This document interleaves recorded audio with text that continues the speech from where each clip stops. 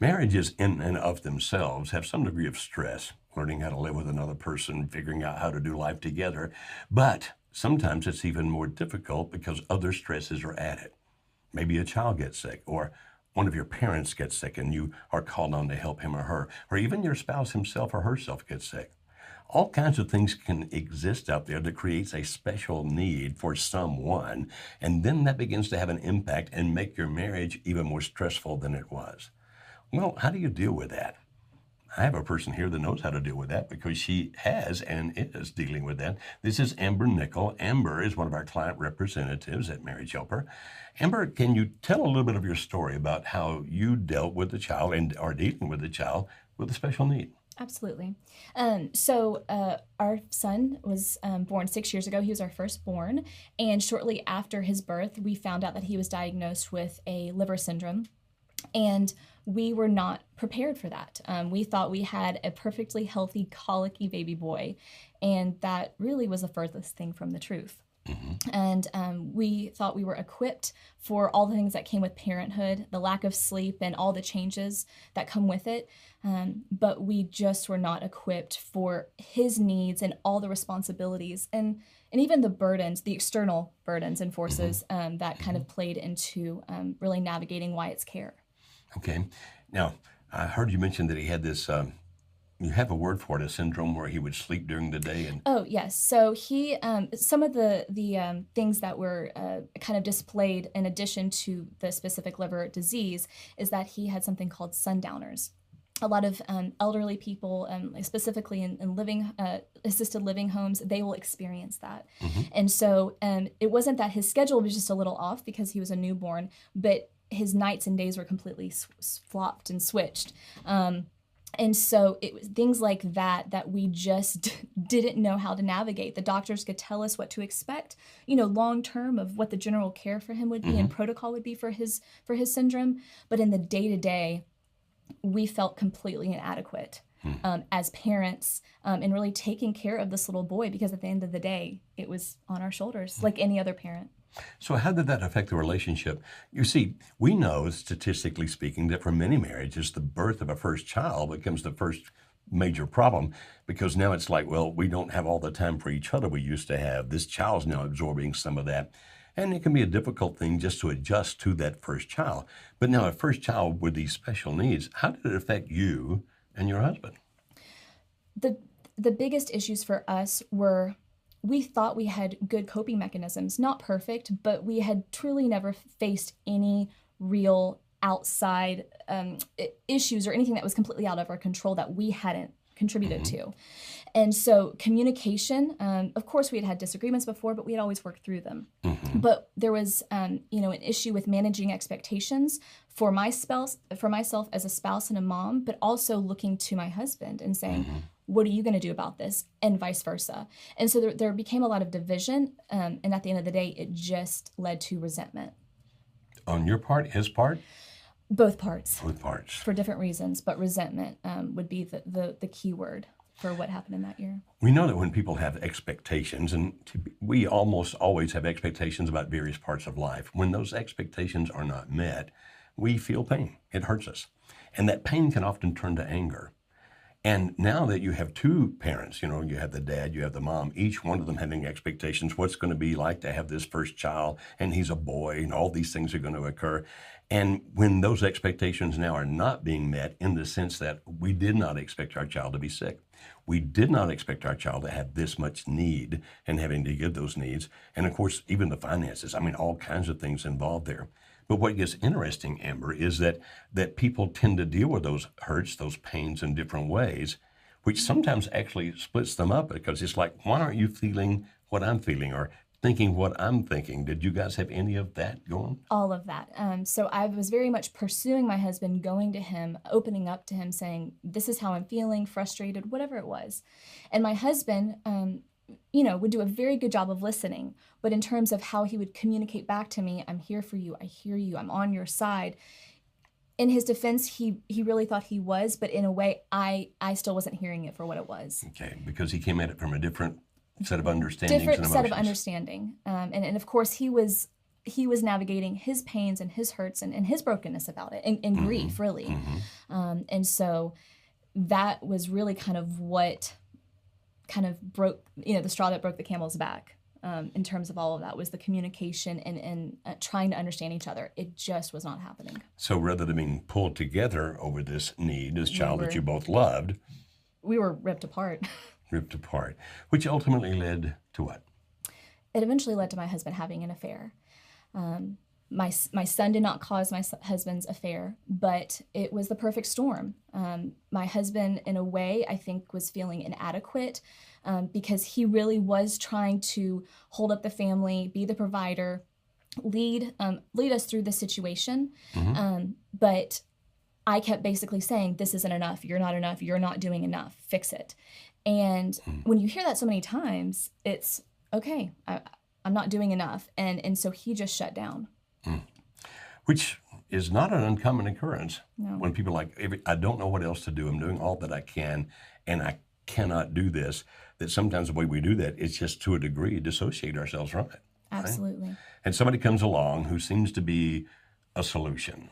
Yeah, and understanding and kind. I hear you and I understand you. I'm on your side, those kinds of things. And all of us, I don't care how strong an individual is, we all love that. When somebody just seems to be the person that can just be, I'll take care of you in whatever fashion it might be, like I'll listen to you, whatever it means. And so that happened, but you guys were able to pull it back together. Yes, we eventually did pull it back together after going to the workshop. We were separated for a year and going through the divorce process. But we eventually came back together, and he's been home for several years now. The workshop that Amber's referring to is the workshop that we do through Marriage Helper. It's an intensive 3-day workshop. We do them very often. We do a ton of them every year. And couples come from all over America and Canada and literally all over the world who come to that workshop. And for 3 days, we work together in this intense marriage workshop. We don't preach at people. We don't try to make people stay married. We don't try to control anybody. We make it very comfortable for both spouses to be there, including the one that doesn't really know if he or she wants the marriage to work.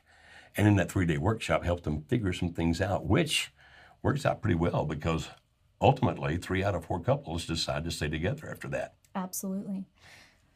So when you came to the workshop, I was already prepared not to like John Lewis because I felt, okay, you've got this child and you're leaving your wife and your child, and I was mad about that, even though I'd never met him, which is judgmental on my part. I shouldn't think like that. But within 20 seconds of the time meeting him, I wound up liking him. I was thinking, dang, I like this guy.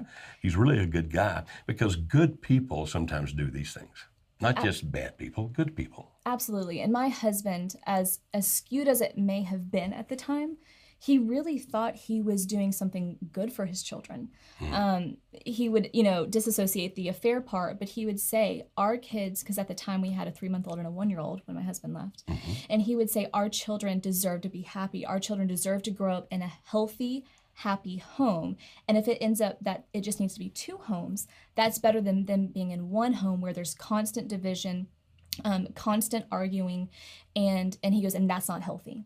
So he really, truly thought that he was offering something to them that they potentially weren't going to have if we kind of kept going the way we were going.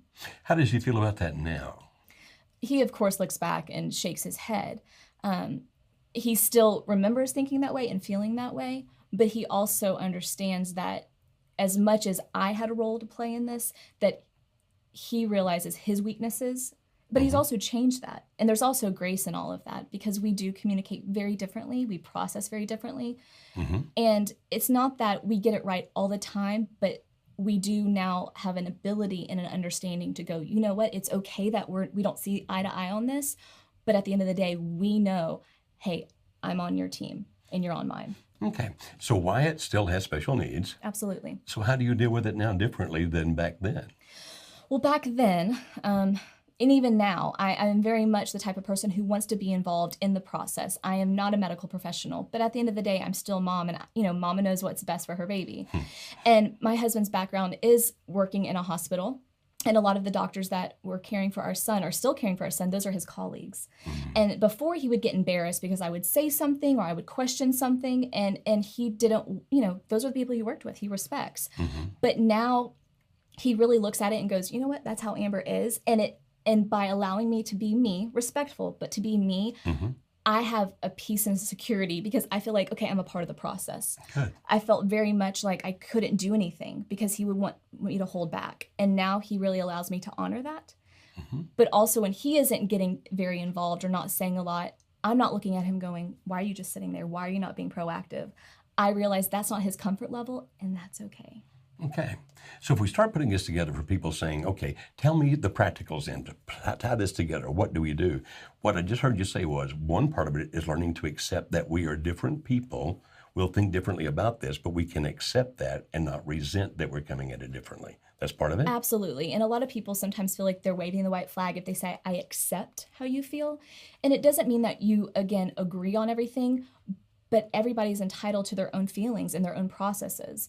And so just saying, look, I don't fully understand, how this is working for you, but I want you to know that I am on your side and I'm willing to work through this with you. That would have been a game changer back then. And it still is now. Okay. So being a team, working together, even though you don't feel things exactly the same way or process things the exact same way, you figured out teamwork. But what about time together? I mean, every couple needs that, and you still have a special needs child. So how do you handle that? Absolutely. So our thing is at the end of the day, after we eventually get the kids in bed, the first 30 minutes, we just sit there and we just talk. And it's not that there's a certain expectation of we're going to handle business affairs. If anything, that's really the last thing we want to discuss. But it's just the weather, the work day, whatever it may be, goals, especially for us, of even if it's a vacation or a quick trip with the kids or whatever's going on that weekend, it just kind of realigns us to say, hey, we're in this together. And so you spend time with each other. So if we were to wrap this up and say, okay, if you have a special needs child, for example, or any other, because it can be something else. Just the night before we videoed this, I received a message from a guy who said, my wife has left me because she said that I haven't been there for her. And I tried to explain to her, well, my dad's been going through Alzheimer's and then he died. And the way I survived all of that, because I was close to my father, is that I just shut down and was not feeling anything, and that's how I coped. To which she replied, yes, but you shut down against me too. And I still had needs as your wife. I needed you to be there for me emotionally. I needed us to respond. And so while I understand your explanation, it doesn't change how I feel. I feel that I have been abandoned. All right? So it doesn't necessarily then have to be just a child. It can be a parent, whatever else. All right, so we're summarizing this. We've said try to figure out how to be a team, even when you don't perceive things exactly the same way. Make time for each other where, if nothing else, you just talk about the weather. Yeah. What else? I would also go back to being a team. That may require you initiating that. A lot of people expect the process to be, we're going to walk hand in hand, we're going to walk into the sunset and do this together. And that can and does need to eventually happen. But it's probably going to require more effort on your part. And some people say it's not fair, but I always say, do you want to be right or do you want to be married? I would rather be married and take the initiative, because what you gain in return is it's going to minimize anything that's been dealt with in the past. That's a very good point, Amber. I like that. Okay, I may think that the other person should do it or we do it equally because that's what's fair. But what you're saying is, get what you need, even if you're the one that has to start it, initiate it, make it happen, because that's what you really want. Absolutely. Lead the way you would want your spouse to be leading, because potentially you're going to lead by example and they can follow suit. Excellent. Very good. Now, if you'd like to know more about this workshop that Amber and her husband came through, our intensive 3-day workshop, Amber is one of our client representatives. We have several. And if you call here at the number that you see on the bottom of the screen, you can actually contact us and talk to any of our client reps. But if you want to talk to Amber, like I think she understands what I'm going through, then feel free to ask for her. Now understand, she won't do a hotline kind of thing where that she's going to be your counselor and therapist, that kind of thing. But you can listen. Absolutely. You'll understand. Absolutely. And guide them to whatever resource we have that's best for them. Absolutely. And there's so many things that a lot of people don't realize that we have: videos, articles, and other materials. So even if you're not sure, even if you don't know what Marriage Helper has to offer, just call in, because we can really troubleshoot what you're needing in that moment. Excellent. Well, we're here to help. We care. And in situations even like this where these other situations are causing stresses on the marriage, it still can be done, whether you can make it a good marriage, even though those stresses. And we hope that Wyatt lives to be an old man someday. I'm sure he will be. Okay, and he'll still have some medical needs along the way, but you guys have figured out how to deal with that. How to deal with it. It doesn't mean that the burden and the stress has gone away, but it's learning how to manage it in a way that's healthy for both of us, but also Wyatt at the end of the day. That's awesome. We want to help, so please contact us by phone or look at our website at Marriage Helper, that's marriagehelper.com, or subscribe down below to our YouTube channel and you'll see all of our new videos. You'll know about them when they come online. We talk about a lot of things concerning relationship. You see, we care, we really do, and we want to help.